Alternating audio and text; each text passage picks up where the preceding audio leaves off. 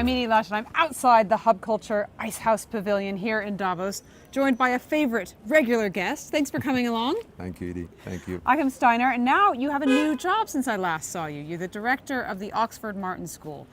Tell me what you're doing there. Well, within the University of Oxford, the Oxford Martin School is a centre for 21st century challenge research, but particularly with interdisciplinary approaches. So we bring together mathematicians, philosophers, with engineers, with physicists, but also with biologists, the medical part of the university, to work on anything from pandemics, quantum computing, right through to new economic systems, the future of food, the future of work. And the idea is to bring the latest science and research into the arena where people need to find new answers. So it sounds like a giant stew of really bright people. Is that about right? Well, you see, within the University of Oxford, we have 4,000 professors and postdocs. It's an extraordinary pool of knowledge and expertise on the cutting edge, really, of science, technology and policy to draw from. And the Oxford Martin School is, in a sense, a convening point for that interdisciplinary work that is so urgently needed for many of the issues we touch on. So tell me about some of the work that you're doing in the future of food. What are some of the things that have surprised you from the work that you've seen? Well, first of all, one of the things we all need to comprehend that is, in a world of 9 to 10 billion people, we will need more food. We live in a world where a third of the food we produce is never consumed right now. So both at the consumption end, but also at the production end, we need new technologies, new ways of managing land and water resources.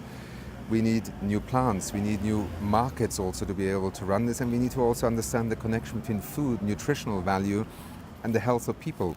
So planetary health becomes a concept that can combine both how in the process of our agricultural economy we use natural resources, we deplete them, or we can sustain them, and at the same time we produce healthy food, healthy people. So a lot of convergence is happening between the future of food and the future of health also. Tell me as well about, let's go with that. Tell me about the future of health. How have you seen those interdisciplinary mixes coming together?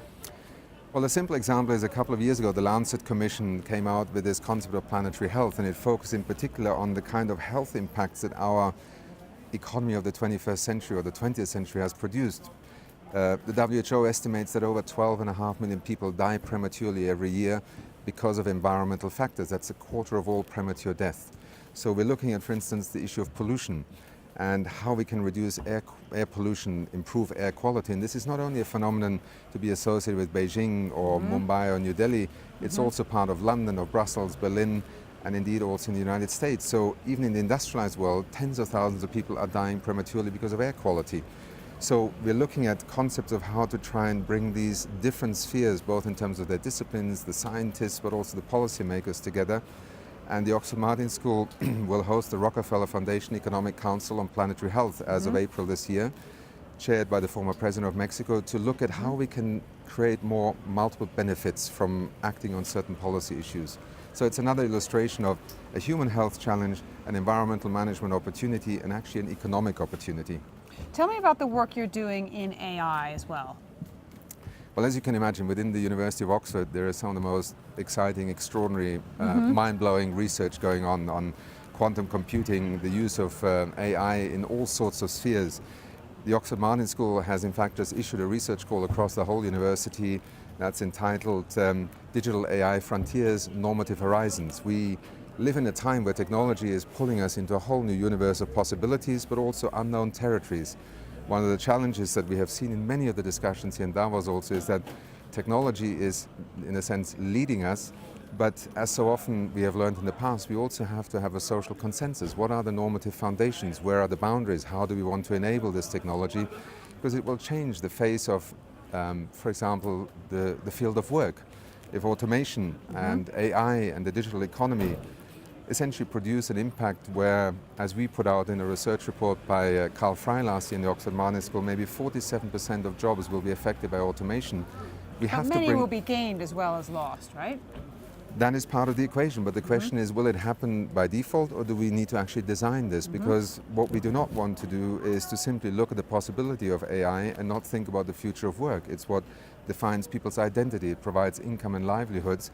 Progress is inevitable, but we are not prisoners to one track of progress alone, and that's part of the idea of having this discussion between the tech universe and frontier, but also where we want to shape our societies. And I think it speaks very much to the unease not only in society but also that Davos has to confront this year here, there is a kind of sense that the music is, in a sense, stopping to play and the conversation has to change. Otherwise, there is no connection.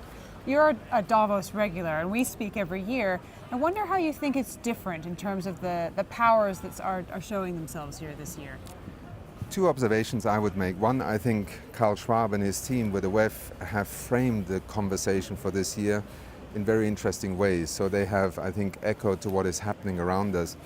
What I think is, however, in a sense disturbing is that the conversation then doesn't evolve. I think the consequences that flow from analyzing the problems about everything that we now describe as disruption and political extremism, the pressure of refugees and so on, it is here on the agenda.